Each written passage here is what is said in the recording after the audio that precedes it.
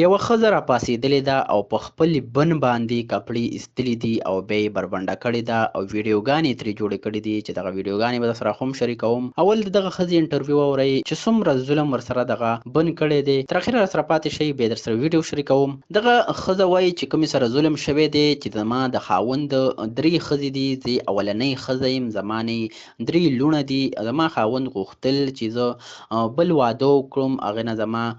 نر اولاد پیدا شي، خو الله تعالی داسې ونه کړل، د هغه دواړو ښځو نه اولاد پیدا نشو. دغه ښځه وایي چې دویمه ښځه یې کله وکړله، کور ته یې راوستله، وخت هم تېرېدلو، زما خاوند زما نه کپړې وویستلې او د خپلې دویمې ښځې په مخامخ یې زه بربنډه کړلمه او راته یې ویل چې اوس ګډېږه. زه یې د خپلې بنې په وړاندې ما نه کپړې وویستلې، بربنډه یې کړمه او د هغې په مخامخ یې زه بربنډه وګډولمه او ما نه یې ویډیوګانې هم جوړې کړلې چې د هغې نه بعد یې زه راونیولم، ما نه یې احسان کټ کړل او زه یې وشرمولمه. دغه ښځې سره یې داسې ظلم وکړو، دا میډیا ته راغله او د خپل خاوند او د خپل بنې ټول حقیقت یې راښکاره کړو چې ما سره په کور کې خپل خاوند داسې ظلم وکړو او ما نه یې داسې نازیبه ویډیوګانې جوړې کړلې. دغه ویډیو که تاسو هم کتل غواړئ دغه ښځې سره چې کوم ظلم خاوند او بنې کړی دی، نو زموږ په ګروپ کې ویډیو پرته ده، تاسو یې کتلی شئ. اول چې کله رشته کوئ نو